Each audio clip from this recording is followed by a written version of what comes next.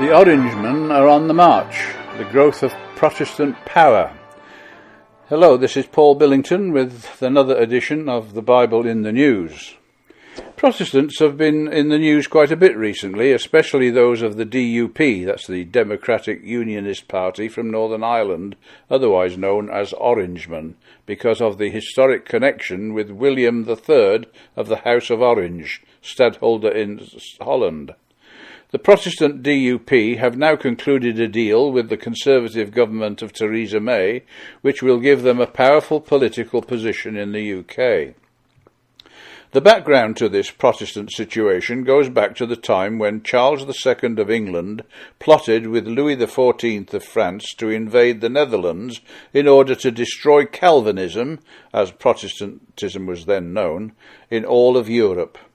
King James was unpopular in England and was trying to restore Roman Catholicism in the country. But there was a coup d'etat and he was deposed. William of Orange was invited to become king, and so he sailed for England, carrying the English flag with the legend, "For the Protestant religion and liberties of England I will maintain."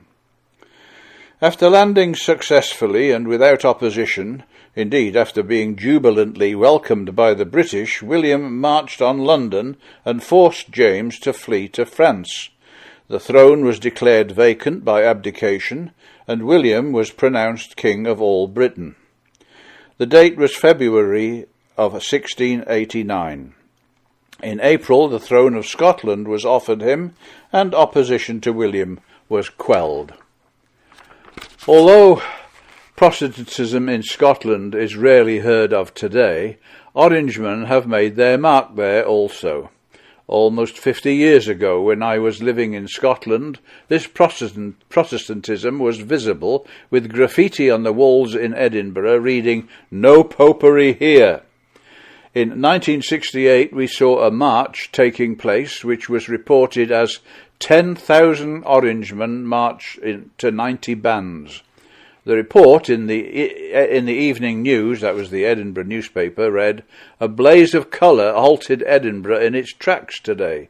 It was the march of 10,000 Orangemen to a background of booming drums, bagpipes and flutes. The walk stretched roughly 4 miles and took 75 minutes to pass any one point along the route.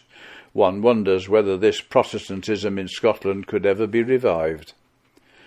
James II had determined to maintain the Stuarts on the throne and landed in Ireland with the promise of French help. Soon he launched attacks against key cities in Ulster with the purpose of making Ireland a launching pad to recover England and Scotland for Catholicism. After Londonderry and Enniskillen were successfully defended, William took his troops across the Irish Sea and landed at Carrickfergus, where to this day is a stone marking the place where he first set foot on Irish soil. James was soundly defeated at the Great Battle of the Boyne on July the 1st, 1690, and Ireland was subdued. This day is still celebrated by Ulster's Protestants with parades and speeches recalling God's deliverance of Ireland from Roman Catholicism. It all seems a long time ago, but in some ways the battle between the Orangemen and the Roman Catholics continue, with efforts being made to make Protestant Britain part of Catholic Europe.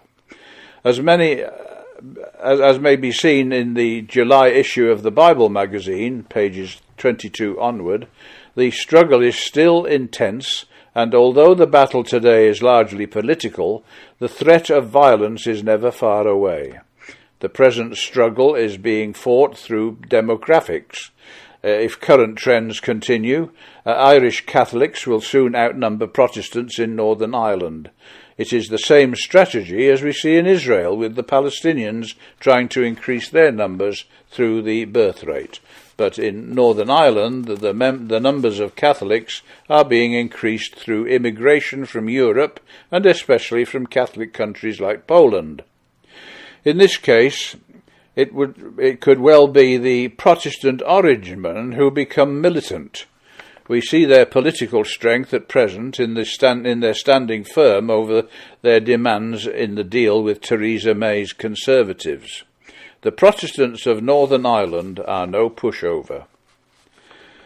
Bible prophecy informs us that the Roman Catholic Church and its papacy will be no pushover either. At the time of the end, she is seen as saying, "In her heart I sit a queen, and am no widow, and shall see no sorrow." Revelation 18, verse 7. We can expect to see the Roman harlot in a very powerful position at the time of the end.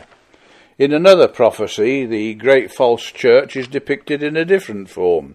In 2 Thessalonians chapter 2, verses 3 and 4, we read there, "Let no man deceive you by any means, for that day shall not come, except there come a falling away first, and that man of sin be revealed, the son of perdition, who opposeth and exalteth himself above all that is called God, or that is worshipped, so that he as God sitteth in the temple of God, showing himself that he is God." We are being told that this system is a great deceiver. Deception is the means by which she gains and maintains power. The prophecy says, "Even him whose coming is after the working of Satan, with all power and signs and lying wonders, and with all deceivableness of unrighteousness in them that perish, because they receive not the love of the truth, that they might be saved. And for this cause God shall send them strong delusion, that they should believe a lie, that they all might be damned who believed not the truth, but had pleasure in unrighteousness." Verses 9 to 12. Again, in Revelation 18, referred to earlier, we learn that all nations are deceived by her sorceries. Verse 23. This ought to put us on our guard. Whether the Apostle Paul writes, when the Apostle Paul writes, "Let no man deceive you by any means," he is addressing the ecclesia at Thessalonica, that is, those who know the truth and who were in the faith. So it was not only the nations, the world, that were being warned, but also the believers themselves. But the great harlot also has daughters, for she is the mother of harlots and abominations of the earth. Revelation 17, verse 5. The prophecy of Ezekiel 16, verse 44 says, "As is the mother, so is her daughter." And certainly the character of the Roman Church has been reflected in her daughter Protestant churches. They too have allied themselves with the rulers of this world. So the Protestant state churches are the harlots, while the dissenting names and denominations are the abominations of the earth. It need not surprise us, therefore, to learn that the Protestants of Northern Ireland, the Orangemen, who make much of their loyalty to the British Crown, are just as much murderers as their Catholic foes.